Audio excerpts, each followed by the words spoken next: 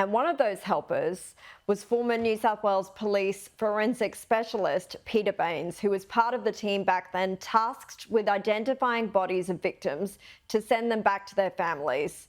And now he's just finished a nearly 1,400-kilometre run around Thailand to raise $1 million for Hands Across the Water, a charity he started to help children orphaned by the tsunami, but has since grown to support the region more widely. Since its inception, it's raised more than $35 million. And I'm pleased to say that Peter joins me now live from the first orphanage that he opened. Peter, what an incredible effort. Congratulations. What was it like being on the ground back then, helping people, that made you so committed to wanting to continue to help them even 20 years on? Yeah, thank you for having me this afternoon. And I think what it was 20 years ago was I saw an opportunity to do something for the children, and I accepted I couldn't change what had happened, but it felt within my capacity to do something around what happened next for them. And to be honest, it was a decision that I thought by building them a home that their needs would be answered and the job would be done. But here we are almost 20 years on, and it very much occupies every day of my week, and we continue to work over here and support the broader community and many additional communities, not just those that were originally affected by the tsunami.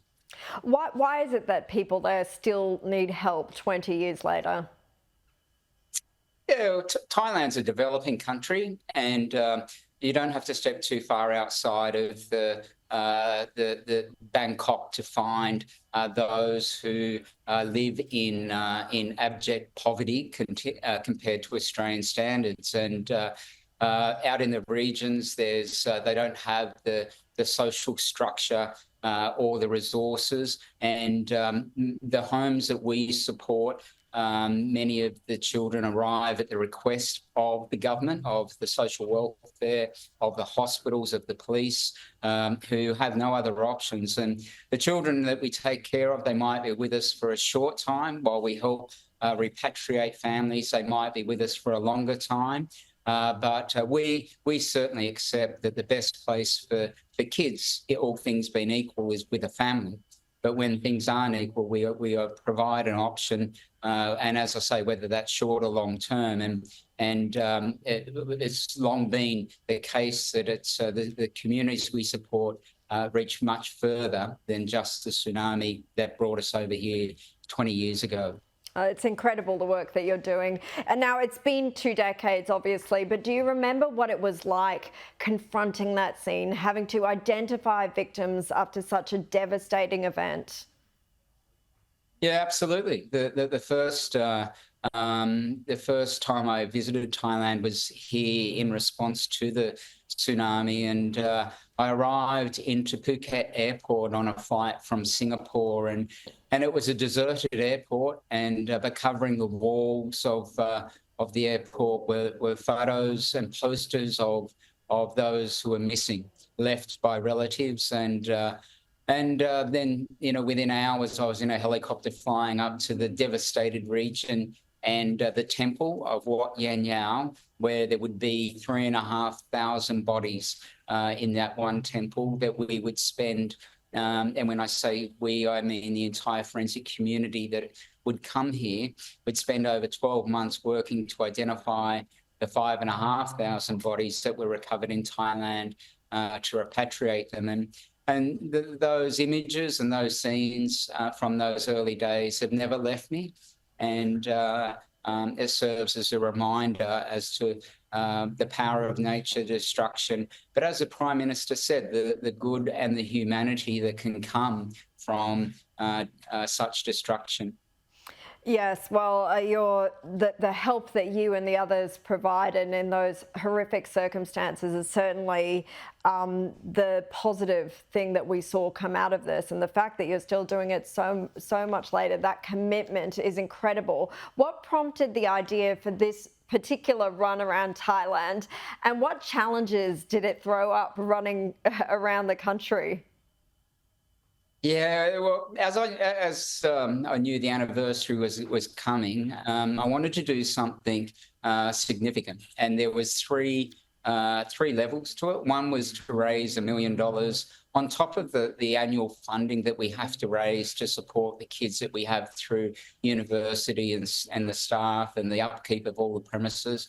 So the $1 million I wanted to raise would go towards building an agricultural learning centre and a hospitality training centre. And that's for the community and the kids, the older kids, to give them opportunities for further education and employment, which then creates sustainable options here. So that was the first reason. The second was to raise awareness. We've raised $35 million since I started, and most of that has come from the generosity of Australians. And sadly, we're pretty much unknown here in Thailand as a charity. And I hoped that by the activities of running over this 26-day period and through Bangkok, we would raise awareness of what we've done, and I think that's been achieved. And then the third reason was to do something memorable to mark my time here. And running from the northeast region, the town of Yosaton is a home that we've been supporting since 2010, and the obvious finish point for the run was where I am today. The first home we built here in Takiwapa, about an hour and a half north of Phuket Airport, and the area which was the most devastated here in Thailand. And how are your legs feeling now? But also, more importantly, how can people at home help? Yeah, the legs are feeling good. You know, it's been really surprising. I've had a few issues, but you know, it was going to take something pretty significant to stop me, because I never had another option, never had a plan B. It was always to get to the end. And you know, it's a pretty amazing. I think it's a testament to the crew that we've got that have each day have patched me up and tended to blisters and niggles and rattles and got me back out on the road. And so I'm feeling good, but I am looking forward to not hearing the alarm go off at 4:30 in the morning and having to put my sore feet on the ground and run again for a little while. And if people are interested in learning more about what we've done or helping us get towards that $1 million, they can visit handsacrossthewater.org.au, which is where all the information about our run is. And if they want to have a look back over what the last 26 days has been like,